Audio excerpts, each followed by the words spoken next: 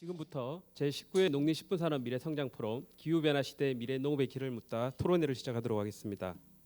오늘 토론을 주재해 주실 이인복 교수님을 소개해 드리겠습니다. 굉장히 날씨가 따뜻하고 안도 공기가 따뜻해가지고 많이 졸릴 것 같은데 살짝 뒤돌아보니까 너무들 그냥 열심히들 경청하시고, 근데 요즘 워낙 기후 변화다 뭐 스마트팜 그래가지고 행사들이 많지 않습니까? 많은 다 부처들에서 이 농업 쪽도 그렇고 기후 변화 쪽도 그렇고 많은 행사들을 해서 솔직히 저는 오늘 기대를 그렇게 크게 안 하고 왔는데, 오늘 너무 정말 차별화된 네 가지 주제에 대해서 우리 또 남재철 전 청장님께서 또 좋은 발표해 주시고, 그래서 이 내용들이 서로 중복성도 없고, 더군다나 제가 최근에 들었던 그런 행사들의 발표들 중에 그래도 가장 현장 쪽에 정말 와닿는 그런 가까운 발표들이 아니었나, 그게 너무 좋았고, 그 다음에 아까도 누가 언급하셨지만은 와, 시간들을 어떻게 그렇게 정확하게들 지키시는지 하여튼 너무 감사드립니다. 그래서 오늘 세 분께서 하여튼 기후 서비스 활용한 기후 스마트 농업하고 또 축산 분야하고 또 수자원 관련된 쪽에 발표를 해주셨습니다.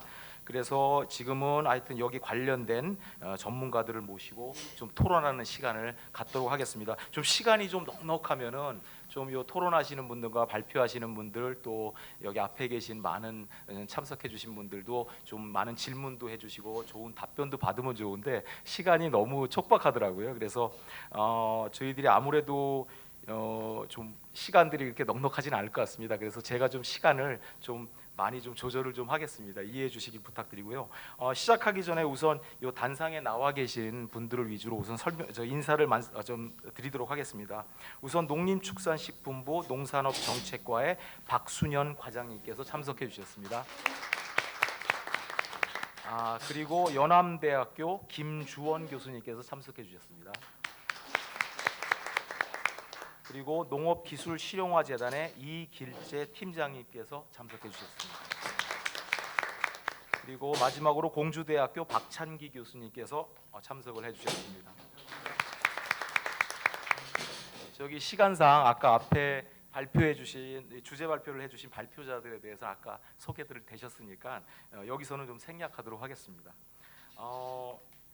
우선 지금 진행하는 거는 좀 토론자분들께서 우선 각각의 자기의 전공도 있으시고 또 소속 기관의 입장도 있으니까 아까 발표해 주신 주제들과 거기에 각각의 관련된 좀 본인의 의견과 그런 좀 말씀을 좀 해주시겠습니다. 그래서 시간을 많이 드리면 좋겠는데 한 2분씩밖에는 저쪽 준비해 주시는 분들께서 그렇게 부탁 말씀을 해주시더라고요. 그래서 2분 정도씩 좀 말씀을 해주시고요. 그 다음에 저희 인전 청중 앞에 계신 여러분들의 질문도 받고 또 거기에 대한 답변이나 의견들을 나누는 시간을 갖도록 하겠습니다. 그래서 이 토론에 앞서서 우선 가장 중요하고 또 여러분들도 많은 관심 가지고 계시는 또 정책 쪽이 또 있지 않습니까? 그래서 우리 기후 변화 대응 방안에 대해서 농림축산식품부의 정책 방향에 대해서 우리 박순현 과장님께서 좀 간단하게 좀 좋은 말씀 소개해 주시기를 부탁드리겠습니다. 예, 농식품부 농산업정책과의 박순현 과장입니다. 반갑습니다. 제가 기후 변화 관련해서 좀 말씀드리기 전에 제가 기후 변화 회의를 이렇게 가 보면은 참석자분들이 대부분 이렇게 텀블러를 딱 꺼냅니다. 그래서 거기는 회의에 가면은 이렇게 물을 안 줍니다. 그래서 오늘 제가 사전에 이걸 그래서 여기 물 안 주고 텀블러를 이렇게 가져오시는 것도 쉽게 보면 기후 변화에 대응한다는 게 아마 그럴 겁니다. 저희가 작은 거 하나라도 이렇게 바꿔나가는 것들. 그래서 이제 크게 아까도 이제 이 감축 분야 CO2를 얼마나 감축을 시킬 것인지, 또 기후 변화에 대응해서 얼마나 적응할 것인지, 이제 크게 이제 두 가지인데, 제가 감축 분야는 저희가 앞부분들에 좀 많이 발표를 하신 것 같아요. 그래서 적응 분야 중심으로도 좀 말씀을 드리고요. 근데 이제 쉽게 말씀을 드리면 이렇습니다. 그러니까 저희가 정책적으로 보면은 지금 사과 같은 경우가 고온이 되면서 재배 적지가 변경이 많이 돼서 지금 이제 강원도까지 올라가게 됩니다. 근데 정책적으로, 그러니까 이 소비도 측면에서 보면은 저희가 추석 때 빨간 사과를 제사상에도 올려야 되지 않습니까? 근데 실제 이제 그렇게 해서 진흥청에서 이제 홍로라는 사과 품종을 개발을 했습니다. 근데 얘가 고온에 적응하기 때문에 실제 이 그 봄철 이럴 때는 저온에도 약한 특성들을 가집니다. 그래서 그런 것들을 저희가 대처하기 위해서 뭐 재보험 상품도 개발하고 뭐 농민들한테 이제 여러 가지 것들을 하는데 실제 적응이라는 부분들이 그 되게 복잡한 부분들입니다. 그래서 어쨌든 그런 그 이런 품종의 개발, 작부 체계 이런 것들이 다 연계되어 있는, 그리고 실제 이제 그 고온이 되면, 그러니까 온도가 올라가게 되면은 실제 그 쌀에, 그러니까 벼 재배에도 좀 문제가 됩니다. 그 방법이 실제로는 벼의 이양 시기를 좀 늦추는 방법들이 있는데, 실제 아까도 우리 그 농어촌공사에서도 말씀을 하셨지만은 그런 것들이 농가의 어떤 재배 방식을 바꾸는 일이기 때문에 실제 되게 어렵습니다. 그래서 실제 그런 것들을, 그러니까 사전에 어떤 테스트를 해보고 또 실제 이제 농가들이 그것을 적응할 수 있도록 하는, 그래서 그런 부분들이 제대로 되기 위해서는 저희가 생각하는 건 농식품부가 하는 정책들, 그리고 진흥청이 하는 기술 개발들, 또 여기 실용화재단에서 와 계시는데 어떤 그 실용화한다든지 아니면 R&D를 한다든지 우리 농기평에서 주로 그런 부분들에 대해서 기후 변화 요소들을 얼마나 이렇게 적응시킬 것, 연계시킬 것이냐, 그런 쪽으로 저희가 정책을 잡고 있고요. 그 지금 기후 변화는 저희가 보면은 그 최근 30년 동안의 어떤 통계치를 보면은 평균 기온이 한 1.2도씨 정도 상승이 됐습니다. 그리고 폭염이나 이상 저온이라든지 이런 이상 기상의 발생 빈도가 좀 증가를 하고 있고요. 기후 변화가 반드시 부정적인 영향만 있는 건 아닙니다. 부정적인 영향하고 긍정적인 영향이 있는데, 부정적인 영향은 아까 제가 말씀드린 혼행성 작목들, 사과라든지 고냉지 채소의 재배 가능지는 급감을 합니다. 그리고 병해충이라든지 이런 게 이제 피해가 증가가 되고요. 긍정적으로 보면은 작부 체계가 아주 다양화됩니다. 그래서 실제 이산모작이라든지 또 논에서 이제 밭작물을 확대하는 그런 부분들이 있고요. 또 아열대 작물의 재배 가능지가 이제 확대돼서 좀 새로운 소득 창출 기회 요인도 발생을 하고 있습니다. 그래서 저희가 전반적으로 이런 그 기후 변화 대응과 관련해서 적응 기술을 개발하고 기상재해를 대응하기 위해서 예측 경보 시스템이라든지 재해보험 이런 것들을 이제 개선을 하고 있고요.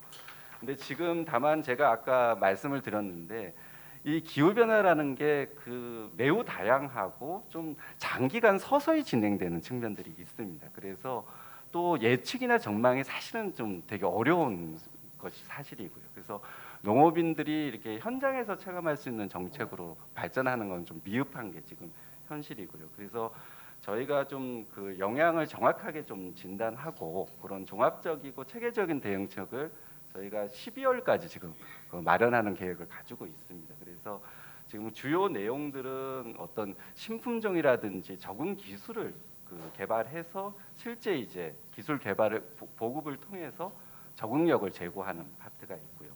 또 저희가 이런 그 제대로 된 어떤 그 예측이라든지 농민이 대응하기 위해서는 재해 지도를 구축하는 부분들, 그다음에 기상재해 조기 경보를 확대하는 그런 부분들, 그리고 아까 말씀드린 재해보험 그 대상 품목들을 저희가 지금은 한 53개 품목이 지금 있습니다. 그런 것들을 한 저희가 21년까지는 65개 품목으로 그렇게 하고요. 그리고 이제 아까 말씀드린 어떤 그 아열대 작물이라든지 작부 체계 이런 다양한 부분들도 저희가 농업인들하고 소득과 연계될 수 있도록 좀 그렇게 준비를 하고 있습니다. 그래서 저희가 오늘 말씀 주신 것들은 저희가 연말까지 마련하는 기후변화 중장기 로드맵에 좀 반영을 해서 저희가 준비하도록 하겠습니다. 예, 이상입니다. 아유, 감사합니다. 좋은 말씀 주셔가지고 그럼 지금부터는 그 토론자 분들의 우선 말씀들을, 의견들을 우선 한 2분 정도씩 좀 청취하도록 하겠습니다. 그래서 일단 제일 끝에 계신 우리 김지훈 교수님께서 맨 먼저 말씀해 주시면 감사하겠습니다. 예, 기후 스마트팜 농업에 대해서 여러 가지 고민과 대처 방안 등에 대해서 발표를 해주셔서 저도 많이 배운 것 같습니다. 저는 실용화 학문을 지향하고 있는 연암대학교에서 차세대 농업기술과 학생들 교육을 맡고 있습니다. 발표 주제인 기후 스마트팜 농업과 관련해서 제 의견을 좀 드린다면, 먼저 장단기 기상예보를 바탕으로 한 기후 스마트팜의 농업의 적극적인 실행입니다. 아무리 좋은 제도나 여러 가지 툴이 있다 하더라도 누가, how, 어떻게 사용하느냐 하는 게 큰 과제인 것 같습니다. 일례로 많은 농민들이 이와 같은 센스 노드 기술을 사용을 하고 계실 겁니다. 지금 현재 들고 있는 제가 핸드폰에 보여지는 화면은 연암대학교 온실에서 온도, 습도, CO2, 그다음에 광량 등을 나타내고 있습니다. 이런 기상 데이터와 실제 농업에 적용되고 있는 센스 노드나 센싱 기술들을 융합을 해서 제대로 활용하도록 하는 과제가 첫 번째로 필요할 것 같습니다. 그리고 두 번째로는 기후 변화를 제어해 줄 수 있는 시설원의 농업의 확대나 혹은 현재 있는 시설원의 현대화가 꼭 필요할 걸로 보여집니다. 앞서 말씀드린 바와 같이 작물의 재배 함수가 온도, 습도, 조도, CO2 및 양액의 조건들일 것입니다. 이러한 함수들을 기후 변화와 더불어 환경 변화에 적극적으로 조절을 해갈 수 있도록 대처해 나가야 할 것입니다. 일례로 앞서 청장님부터 많이 말씀을 주셨지만 올여름 정말 더웠습니다. 그죠? 이와 같이 아열대 기후나 겨울철의 극한의 조건에서도 작물 재배를 위해서는 냉방 시스템도 필요할 거고 효율적인 가온 시스템이 필요할 겁니다. 적극적인 도입이 필요한 시기로 보여집니다. 세 번째로는 기후 변화의 자유로운 방식이 무엇이 있을까라고 봤을 때 소비자나 시장의 니즈가 이런 변화의 자유로운 어떤 작물 재배가 꼭 필요합니다. 지금 현재 많이 그동안의 포럼에서 논의된 바와 같이 수직 농장이나 식물 공장을 통한 재배가 한 방편이 되지 않을까라고 생각이 듭니다. 마지막으로 주제 발표에서도 강조하신 바와 같이 기후 변화 시나리오에 맞춰서 농산업 기관에서는 장기적이고 효율적인 정책과 제도 마련이 뒤따라야 할 것으로 생각이 듭니다. 감사합니다. 감사합니다. 스마트팜 관련해서 좋은 말씀해 주셨습니다. 자, 그 다음번에 우리 이길재 팀장님께서 또 말씀해 주시겠습니다. 예, 안녕하십니까. 농업기술 실용화재단의 이길재라고 합니다. 저는 제가 하는 일을 먼저 소개를 드리자면, 제가 하는 일은 그 농업 쪽에서 온실가스를 저감을 하면 그 저감된 양을 가지고 돈으로 돌려주는 그런 일을 하고 있습니다.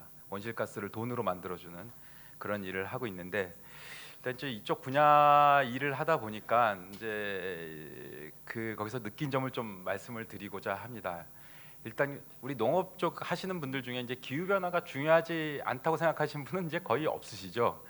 근데 다만 우리 농민들도 그렇고 농기업인들도 그렇고, 그러면 온실가스 저감을 위해서 자기가 자발적으로 막 노력하고 거기에 투자를 하고 이런 분들은 과연 계시냐 하면은 잘 없습니다. 이제 잘 없는 이유는 상당히 명확한 이유가 있죠. 하나는 돈이 안 되니까 그렇습니다. 사실 그 전까지는 돈이 안 됐습니다. 돈도 안 되고, 심지어 돈만 안 되는 게 아니고 환경 지킨다고 고생 쎄 빠지게 하고 돈도 들고, 이런 경우가 사실은 비일비재했죠. 그래서 정말 특이한 사람 취급받지 않는 한은 이런 쪽으로 사실 그렇게 노력을 하지 않았던 것도 사실이었던 것 같습니다. 우리 농업이. 다만 이제 다행인 것이 이제 그런 어떤 돈적인 문제, 이윤적 문제 이런 것들을 해소하기 위해서 시장 경제 논리에 맞춰서 우리 배출권 거래 시장이라는 것이 우리나라에도 이제 15년부터 생겼고 작년부터 그 뭐 농업이라든가 여러 기타 분야의 온실가스 감축량, 외부에서 줄인 그런 감축량들이 거래될 수 있는 그런 기반을 이제 드디어 갖췄습니다. 그래서 작년에 같은 경우에는 이제 온실가스 1톤을 줄이면 평균 가격으로는 한 22,000원 그 정도 수준에서 판매가 되었습니다. 이게 뭐 이제 이게 시장가니까 들락날락하긴 합니다만, 그리고 이 배출권 거래 가격이라는 것이 앞으로 그런 어떻게 될 것이냐, 이렇게 올라가다 또 이게 뚝 떨어지고 또 흐지부지 되는 거 아니냐 하는데, 이 배출권 거래 제도라는 것이 이제 국가 계속 유지를 하고 뭐 1기, 2기, 3기 이렇게 하면서 계속 이제 운영을 해 나갈 계획을 갖고 있죠, 우리나라가. 근데 그 배출권 가격에 가장 영향을 많이 끼치는 것이 이제 할당을 그 규제를 받는 기업들이 할당을 얼마큼 받고 그 할당에 대해서 돈을 얼마큼 내느냐 하는 것이 되게 중요한데, 그 작년까지는 무상할당이라고 그래갖고 실제 이제 기업이 그 권리를 국가로부터 돈을 주고 사지는 않았습니다. 근데 올해부터는 약 3% 정도, 자기가 배출하는 거에 3% 정도는 유상할당이라 해갖고 그걸 실제 돈을 주고 이제 사와야 되는 그런 현상이 이제 생기고, 2020년 넘어가면 그게 아직 결정은 안 됐지만 뭐 한 10% 내외로 이렇게 계속 늘어나가지 않겠는가, 이렇게 지금 예상이 되고 있고 계속 강력한 압박을 주고 있기 때문에 이 배출권의 거래 가격은 지속적으로 상승될 것이다, 이렇게 예측들을 대부분 하고 있습니다.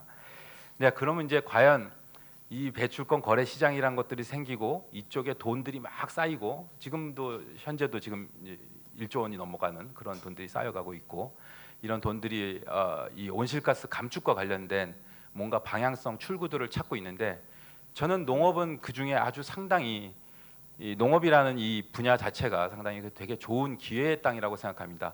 왜 기회의 땅이라고 생각하냐면 그동안 너무 관리가 안 돼 있어서 참 아이러니하게도 농업하면 다들 환경을 지켜주고 온실가스를 줄여주고 이럴 것 같지만 현대 농업은 사실 그렇지 않습니다.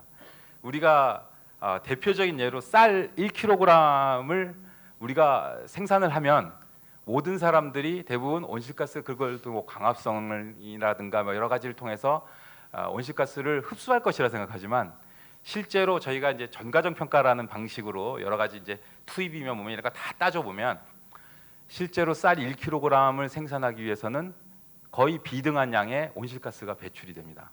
1.1kg 정도의 온실가스가 배출이 되고, 그게 등유나 경유로 환산하면 0.6 정도 됩니다. 0.6리터. 그리고 이게 시설 농작물로 가면 더 심각해지겠죠, 당연히.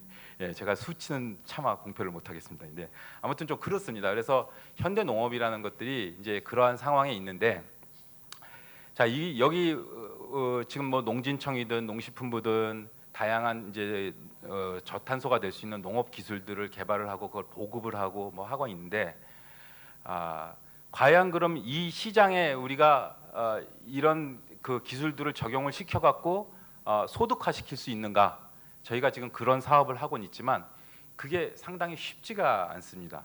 오늘도 발표를 이제 쭉 들어보니까 이제 다양한 사업들에서 야, 이거는 온실가스를 얼마큼 줄일 수 있어서 아까 크레딧이란 말씀을 많이 하셨는데, 마치 지금 연구된 온실가스 감축 그런 어떤 양이 바로 크레딧으로 전환될 수 있는 것처럼 생각하는 그런 연구자나 민간인들이 상당히 많으세요. 근데 이게 돈으로 실제로 되려면 두 가지 조건이 충족이 돼야 됩니다. 하나는 검증이 가능해야 되고, 또 하나는 그 검증된 양이 모니터링이 돼서 그래서 얼마를 줄였냐, 이게 정량화가 돼야 되는 거죠. 근데 그 정량화될 수 있는 우리 농업 쪽의 기술들은 현재로서는 실제로는 그렇게 많지는 않은 것이 현실입니다. 연구는 많이 됐고 방향성이나 정성적으로는 그게 온실가스 줄인다고 다 알려져 있지만 실제 정량적으로 이게 얼마다 이렇게 딱 할 수 있는 것들은 상당히 적죠. 그 간단히 오늘 발표를 근간으로 축산 쪽만 예를 들면, 축산에서 온실가스를 줄일 수 있는 게 사양 파트가 있고, 그다음 분뇨 파트가 있고, 그리고 이제 여기는 안 나왔지만 이제 에너지 그 설비, 축사라든가 개사라든가 돈사라든가 에너지 효율 파트가 있겠죠. 근데 현재 지금 우리가 줄 수 있는 것들은 분뇨 처리 쪽밖에 없습니다. 그쪽은 이제 에너지 설비라든가 이런 것에 딱딱 계산이 떨어지는 그런 쪽이기 때문에 그거는 가능한데, 예를 들어서 사양을 해서 소의 트름을 줄이는 것은 누구나 다 가능하다고는 알고 있지만, 그럼 실제 얼마 줄여 하고 그러면 증거를 내놔봐 하면은 아무도 증거를 못 내놓습니다. 그래서 저희가 그거를 사업으로 만들고 싶어서 다양한 어프로치를 해봤지만 아직까지는 정확한 검증이 가능한 그런 증거를 만들어내지 못했습니다. 그래서 이런 이제 현실이 있습니다. 그래서 너무 얘기가 길어지면 좀 그러니까요. 근데 우리 농업이나 뭐 축산업이나 이런 것들이 상당히 많은 기회를 갖고 있습니다. 현재 산업에서 민간의 돈이 이 농업이나 축산업 쪽으로 이 환경에 대한 투자를 하려고 하는 많은 대기 요소들이 지금 상당히 지금 비축되어 있고, 실제로 돈을 대겠다고 하는 기업들도 상당히 많습니다. 근데 어떻게 될 것이냐에 대한 방법을 저희가 지금 찾고 있고 그런 것들을 많이 노력을 해야 되는데, 뭐 농기평도 와 있고 이제 여러 연구 기관에서도 와 계시는데, 그런 것들을 우리가 다 같이 고민을 해서 정말 정량화시킬 수 있는 방법을 개발을 하고 그쪽으로 잘 같이 갔으면 합니다. 이상입니다. 아유, 감사합니다. 감사합니다. 좋은 말씀 많이 해주셨습니다. 자, 그럼 마지막으로 우리 공주대학교 박창기 교수님께서 말씀해 주시겠습니다. 네, 안녕하십니까. 공주대학교 박창기 교수입니다. 저는 학생들과 학교에서 농업 생산 기반 시설물, 농업 수자원을 관리하는 농업 생산 기반 시설물에 대해서 연구하고 공부를 하고 있습니다. 오늘 세 분의 각 주제 발표를 들으면서 결국은 기후변화 대응 기술은 각 요소 기술에 대해서 발표를 하고 있지만 결국은 종착점은 연계 기술이 아닌가라는 생각을 했습니다. 그런 측면에서 보면 WF 넥서스 기술은 물과 에너지와 식량을 다 확보할 수 있는 연계 기술로 개발을 최종적으로 목표로 하고 있기 때문에 각 분야에서 결국은 농업 쪽에서 최종적으로 달성해야 될 목표가 아닌가 싶습니다. 그래서 연구를 진행하자 그런다면 첫 번째는 각 분야의 요소 기술을 개발을 하고 향후 요소 기술을 연계할 수 있는 연계 기술을 개발하는 게 최종적으로 기후 변화에 대응할 수 있는 기술 개발의 최종 목표가 아닐까 싶습니다. 아까 주제 발표하면서 SRI라는 농업 방법을 얘기를 하셨어요. 결국은 SRI는 논에서 농업 용수 절감 및 농업 생산성 향상을 위한 재배 기술이라고 볼 수가 있거든요. 우리나라 말로 표현을 하면 결국은 농업 생산성 향상, 식량 문제를 해결하기 위해서 물을 절약하고 그 물을 절약하면서 CO2 배출이라는 에너지를 저감할 수 있는 이런 기술을 종합적으로 개발해야 되기 때문에 농업용수 절감, 에너지 절감, 그리고 식량 생산성 향상이라는 세 가지의 각 요소 기술을 개발을 해서 그거를 궁극적으로 연계할 수 있는 종합 기술을 개발한다 그러면 최종적으로 기후 변화에 대응할 수 있는 기술 개발이 되지 않을까 싶습니다. 그래서 제가 생각하고 있는 농업 수자원, 농업 생산 기반 시설물에 대한 내용을 살펴보면 현재 농업 분야에서는 농업 분야, 산림 분야에서 그리고 농업 용수 및 생산 기반 시설물 분야의 기후 변화 대응 영향 평가 및 취약성 평가 기술이라는 게 지금 고시되어 있는 부분이 있습니다. 현재 보면 농진청에서 하고 있는 농업 분야 기후 변화 실태 조사 및 영향 취약성 평가 기준이 고시가 되었고요. 산림청에서는 기후 변화 실태 조사 반복론이라는 게 고시가 되어 상태입니다. 그래서 5년마다 기후 변화 영향 및 실태 조사를 해서 그거를 공표를 하고 농업 분야에 적용하게 되어 있습니다. 그런데 그런 측면에서 보면 농업 수자원 및 농업 생산 기반 시설물은 아직 세 분야 중에서 아직 고시되어 있지 않는 분야가 한 부분이에요. 그래서 이 분야에 대해서 첫 번째로 농업 생산 기반 시설물, 농업 용수에 대한 기후 변화에 대한 법률적 뒷받침이 먼저 이루어진다면 그 위에 이루어지는 분야는 농업 용수를 절감하는 부분, 그리고 농업 용수를 절감하기 위한 생산 기반 시설물의 설계, 운영, 관리 기준이 따라서 움직일 수가 있거든요. 그래서 기후 변화에 대응하기 위해서 농업 용수 분야에서는 첫 번째로 법률적인 뒷받침이 기후 변화에 대한 기술이 좀 필요하지 않을까 싶습니다. 그리고 그 뒷받침이 이루어진다면 현재 농업 생산 기반 시설물, 농업 용수 분야는 대부분 SOC 산업으로 이루어지고 있습니다. 그래서 국가 주도의 산업이고요. 기후 변화에 대한 물의 확보 이 측면에서 보면 결국은 그 확충이 필요하다고 볼 수 있겠지만 결국은 환경적인 영향 문제 때문에 확충하는 게 굉장히 어렵습니다. 그래서 지금 있는 시설물을 효율적으로 관리하는 기술이 필요하기 때문에 효율적으로 관리할 수 있는 의사결정기가 또 필요한 부분이 있고요. 그래서 그 효율적 관리 기술을 확보하기 위해서 지금 최종적으로 연구가 진행되고 있는 상황입니다. 그래서 한국농어촌공사에서 아까 말씀을 하셨지만 지능형 물관리 시스템, 그리고 현재 4차 산업을 적용한 빅데이터, 바이오 센서 이 부분을 적용하는 시스템도 지금 연구가 진행되어 있고 적용이 가능한 수준까지 올라와 있습니다. 그래서 장기적으로 보면 농업용수 관리 측면에서 보면 현재의 기술을 어떻게 통합적으로 관리해서 운영할 수 있는 기술을 개발하고, 농업용수는 하나의 기술로 개발하는 것은 굉장히 어렵습니다. 아까 말씀드렸듯이 다른 농업 분야의 기술과 종합적으로 연계할 수 있는 기술을 최종적으로 개발을 목표로 하기 위해서 그 융합 연구 이쪽 부분이 필요하지 않을까 싶습니다. 아시겠습니까? 아유, 감사합니다. 세 분께서 너무 좋은 말씀해 주셔서 중간에서 끊을 수가 없었습니다. 하여튼 뭐 조금 시간이 지연되더라도 저희가 또 좀 많이 와주신 또 여러분들 또 의견들 또 질문들도 받아야 되니까. 근데 지금 그 청중 분들한테 조금 질문을 주십사 부탁드리기 전에 저도 그냥 마치기 전에 조금 간단하게 제 생각을 좀 말씀드리겠습니다. 저는 뭐 아까 그 이런 세부적인 분야에 대해서 뭐 의견을 따로 드리는 건 아니고, 저는 공기하고 에너지 쪽을 주로 합니다. 그래서 최근에 좀 그 과기부 쪽에 좀 농업이나 환경 쪽 관련된 쪽에 기획 관련된 위원회나 분과 쪽에 저는 좀 위원장이나 분과장을 맡고 있습니다. 그래서 그쪽이 워낙 농업이나 현장을 모르는 분들이 많아서 좀 가서 좀 싸움닭까지 많이 좀 싸우는 편입니다. 그쪽에서.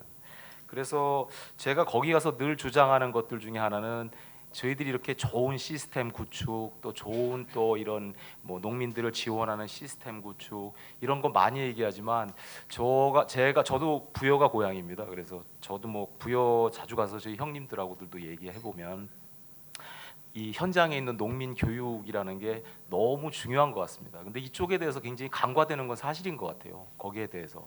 왜냐하면 어차피 저희들이 문제점을 그 본인들이 최종 유저들 아닙니까? 그분들이 문제점도 정확하게 인식을 하시고 본인들이 당장 투여하는 예산이나 그 노력들이 그게 낭비가 아니고 그게 그냥 그 손해라는 게 아니라는 걸 그분들이 느껴야 되는 게 저는 굉장히 중요하다고 생각합니다.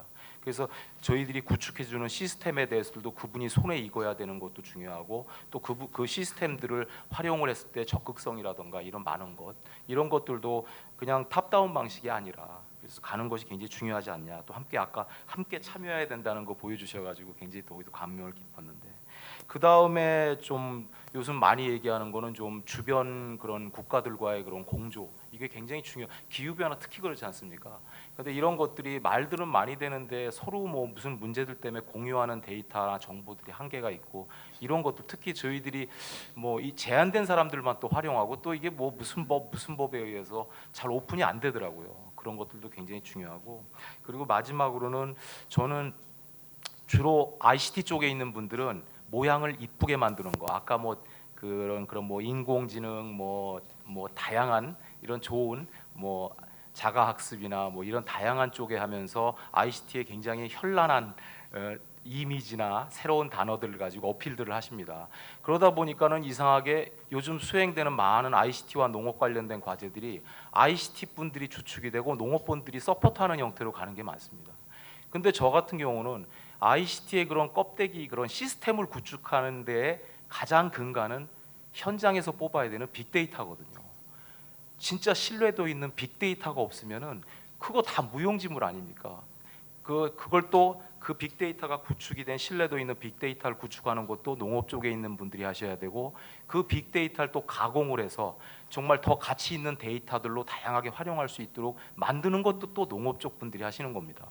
그리고 또 그것들이 현장에 ICT 시스템들이 적용이 됐을 때 거기에 대해서 또 검증을 하는 것도 저희고, 사용하는 최종 유저들과 컨택을 하고 협력을 하고 공조를 해야 되는 것도 농업 쪽 분들이 더 크겠죠. 그래서 빅데이터가 중요한데, 이 말씀을 드리는 이유는 그분들을 탓하는 게 아니라 저희 스스로가 좀 문제가 있지 않나.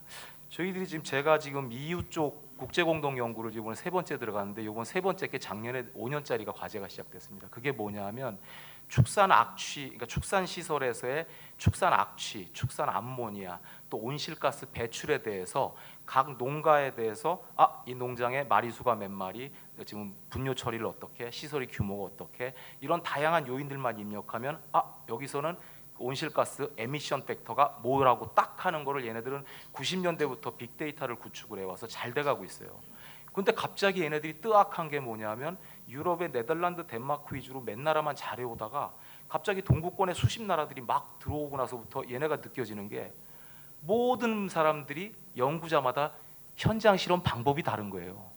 그 센서 위치가 다르고 센서 개수가 다르고 또 그거 실험한 날의 그 기상 조건이 다르고 그러다 보니까 이분들이 어느 순간 그걸 딱 펼쳐놓고 보니까 어머 이거 실험 방법에 대한 프로토콜이 정립되는 게 제일 중요하구나라는 걸 느낀 거예요. 그래서 이 5년 동안 34개 국가가 거기에 정립을 하고 저는 좀 제 강점이 있어서 초대를 해줘서 거기에 요번에 같이 연구를 하고 있습니다. 그래서 우리나라도 우리가 이게 정확한 실험 프로토콜이 정립이 돼야지 현재 모든 교수님들이 단발성으로 실험하는 거 보십시오. 만약 축산 보면은 축산 농가 가서 손 벌려가면서 실험 겨우 하고 또 11월이면 축산 질병 발생했다고 들어가지도 못하고 그래서 이러한 것들이 굉장히 중요하고 아까 논에서의 그런 그 탄소 배출을 온실가스 배출도 마찬가지입니다. 그것도 마찬가지고요. 어떤 분들은 기상청에 그 기상 데이터 거기서 수키로 떨어져 있는 기상 데이터를 쓰시는 분이 있고 누구는 논에다가 직접 거기에 기상대를 세우고 하시는 분들이 있고 또 누구는 팻망 공식이 이렇게 변형된 팻망 공식 쓰시고 누구는 또 이렇게 팻망 쓰시고 누구는 태양광만 인자로 쓰시고 누구는 또 그 작물의 기공 저항까지 들어가서 하시는 분이 있고 그 데이터들 다 모아서 무슨 빅데이터가 됩니까? 다 개별적인 데이터들이죠. 그래서 이러한 것들과 마찬가지로 저희들이 좀 더 이런 과기부 쪽이나 이런 데 의지하지 마시고 농업 쪽에 있는 부처라든가 농진청이나 이런 쪽에서 좀 더 장기적으로 이런 기반을 다져가면서 해야 우리나라가 빅데이터라는 게 구축이 되지 저는 현재로 이런 식으로 가면은 10년, 20년 지나도 우리나라엔 빅데이터 없다고 생각합니다. 하여튼 뭐 괜히 제가 주절주절 말이 좀 길어졌네. 죄송합니다. 자, 지금부터는 우리 청중 여러분의 질문하고 의견을 좀 마지막으로 받도록 하겠습니다. 저희가 조금 시간이 좀 너무 열띤 질문들이 오시면 조금 시간 지연되더라도 이해해 주십시오. 그래서 일단 청중 여러분께서 손을 들어서 손을 드시면은 제가 지명을 해드리고 그 다음에 아까 그 마이크 갖고 계신 분이 전달해 주시고 그리고 질문을 하실 때는 소속하고 성함을 말씀해 주시면 굉장히 감사하겠습니다. 그리고 필요할 때에는 그 질문을 드리는 분을 또 직접 지정해 주셔도 감사하겠습니다. 예, 그럼 지금부터 질문 받도록 하겠습니다. 예.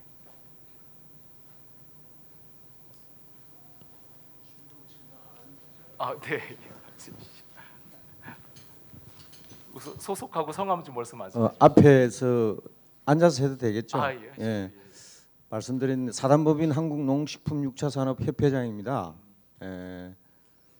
그 지금 그 농어촌 연구원에서 오셨는데 공사에서도 오시고 지금 에너지 정책 때문에 그 저수지 수자원공사에다가 지금 설치를 한단 말이에요.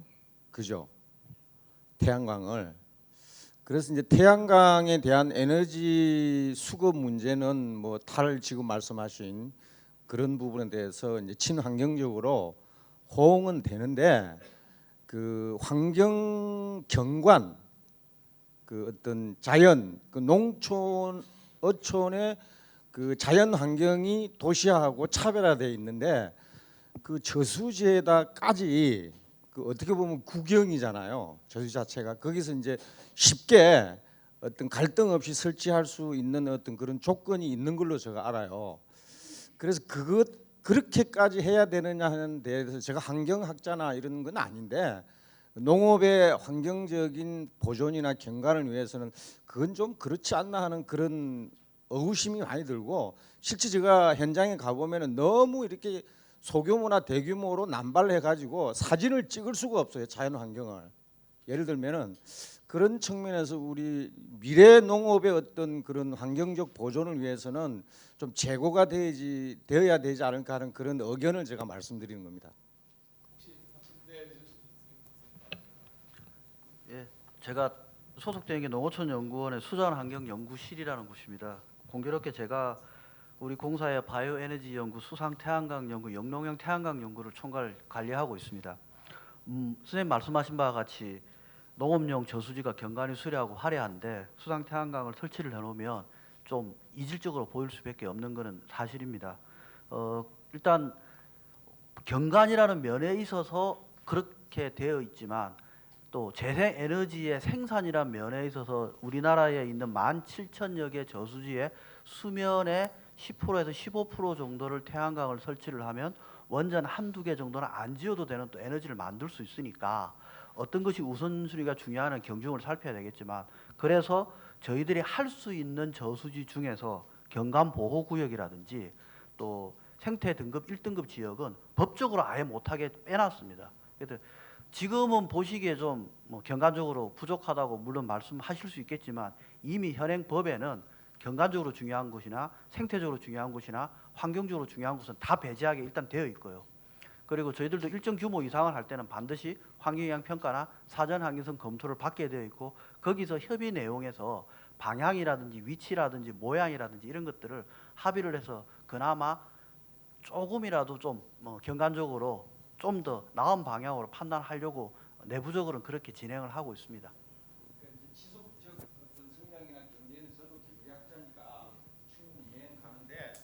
이제 사례를 들면은 뭐 4대강 개발이다 뭐 이런 게 잘 됐다 못 됐다는 게 아니고, 영월이나 정선에 있는 동강이 생태계가 살아 있기 때문에 지역 관광이 되고 그렇다는 사례를 제가 말씀드리고 참고로 좀 해 달라는 그런 이야기입니다. 우리가 미래를 지켜야 된다는 그런 차원입니다. 예. 고맙습니다. 예. 간단하게 말씀드리면은 그렇게 해서 지금 수상 태양광이 가질 수 있는 생태적 가치를 증진하려고 태양광 밑에 어초를 만들어서 또 고기들이 서식할 수 있게 해주고, 태양광 부분에 조금 여유를 둬서 새가 앉을 수 있는 조류 서식처도 만들어주고 해서 생태와 자연과 더불어 할 수 있는 방법론들을 지금 계속 연구하고 있고 진행하고 있습니다. 뭐 우려하시는 부분들 많이 고려하겠습니다. 하여튼 뭐 생태계라는 게 그게 어떠한 영향이 나올지는 좀 더 장기적으로 가야 되는데, 거기에 대해서 미리미리 많이 거기에 대해서 경험들이 많으시니까 거기에 대비해서 많은 노력들을 하시려고 믿습니다. 자, 아까 저쪽에 또 손을 들어주셨었거든요. 누가 손을 드셨었죠? 예. 네, 저는 그 국립농업과학원 기후변화생태과에서 온 장은수입니다. 제가 그 질문이 몇 개 있는데요. 우선 뭐 하나만 해야 될 것 같아서 누구 저기 뭐 특별히 질문을 드리고 싶으신 분이? 예, 농어촌공사 이성은 박사님한테 아마 해당되는 질문일 것 같은데요. 농업용수가 그 어떤 그 지하수 그리고 저수지, 하천수 이렇게 호소수, 뭐 댐 이렇게 나눠지지 않습니까? 예, 그래서 그런 그 지금 기후 변화로 인해서 그 농업용수가 뭐 예를 들어서 지역적인 그 오염이 발생했다든지, 그리고 가뭄이 되었다든지 침수가 되었다든지 그럴 경우에 지금 여기 넥서스적인 관점에서 넥서스적인 어떤 판단을 한다고 한다면 그 20년대 빅데이터 기반으로 의사결정 지원 시스템에 의해서 이제 의사결정을 해야 되는데, 각 기관에서 이렇게 각각 분석 때 지금 실질적으로 농어촌공사에서 하고 있는 데이터 관리에는 한계가 있을 거라고 생각이 되는데, 그런 그 제한점에 대해서는 어떻게 통합을 해서 의사결정을 농어촌공사 측에서 전달할 것인지, 그런 어떤 그 생각이 있으시면은 의견이 있으시면 좀 듣고 싶습니다. 좀 답변 주시기 전에 저희가 지금 여기 장소 그 문제도 있어서 더 많은 질문을 받고 싶기 좋은데 지금 상황이 그렇게 되는 상황이라서 여기 지금 마지막 질문하신 걸로 하고, 이제 나중에 또 저희 자유 시간들이 있으니까 그때 또 궁금하신 거 있으면 직접 찾아오셔가지고 말씀을 나누시는 걸로 하겠습니다. 예, 답변 주시죠.